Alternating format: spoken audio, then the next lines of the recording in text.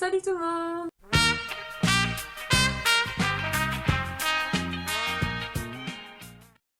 Aujourd'hui on se retrouve pour un nouvel épisode de la nouvelle édition du studio Ghibli. Et donc du coup aujourd'hui on parle du film, attention je vais très bien le dire cette fois-ci, Le Château de Cagliostro.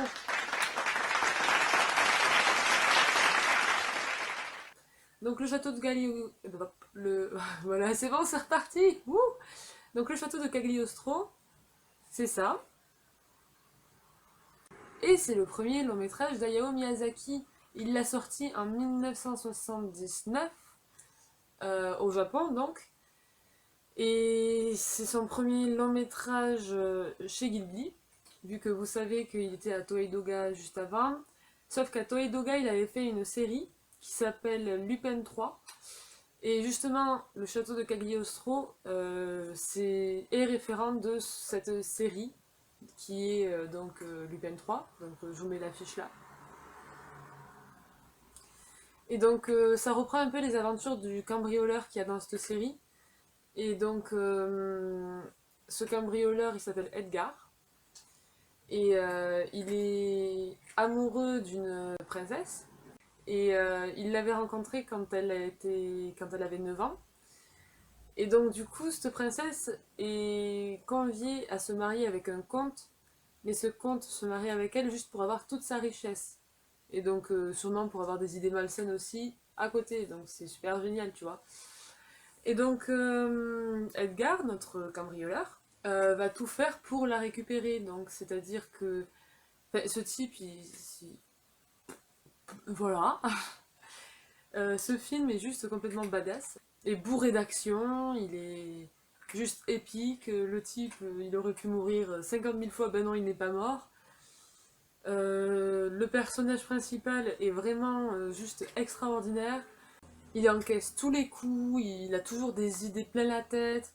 Enfin, c'est un cambrioleur expert, quoi. Donc,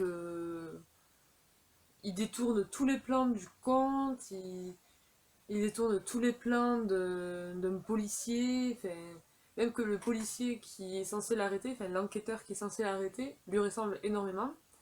Et donc au bout d'un moment, ils font équipe ensemble, donc le policier et Edgar, donc. Et donc pour sauver la princesse, donc l'enquêteur, lui, c'est pour résoudre un mystère, et Edgar, ben, c'est par amour, quoi. Et donc c'est vraiment génial parce que enfin, tu t'attends pas à ce que ces deux personnages soient alliés, enfin si au bout d'un moment tu t'en doutes, mais au départ ils sont tellement ennemis que tu ne t'en doutes pas. Et ce qui est drôle c'est qu'à la fin, alors qu'ils sont complètement sympathisés, que Edgar il a enfin l'amour de sa princesse et qu'il lui dit bah, je dois y aller, la princesse elle dit au policier non mais ne l'arrêtez pas et tout, et puis finalement le policier il dit non non mais enfin, en gros, il veut quand même l'arrêter parce que c'est son enquête. Il veut absolument réussir à choper Edgar. Et j'ai trop rigolé à la phrase de la fin. C'était le policier, il continue à le pourchasser donc. Et Edgar lui dit mais pourquoi vous continuez? On a sauvé la princesse et tout. Et puis vous avez bien vu qu'elle m'a donné tout son amour.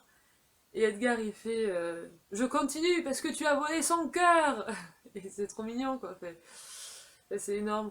Après, les points négatifs, c'est que ça tourne en rond en fait. L'histoire est cohérente, mais au bout d'un moment, tu te perds un petit peu dans l'histoire, tu vois. Mais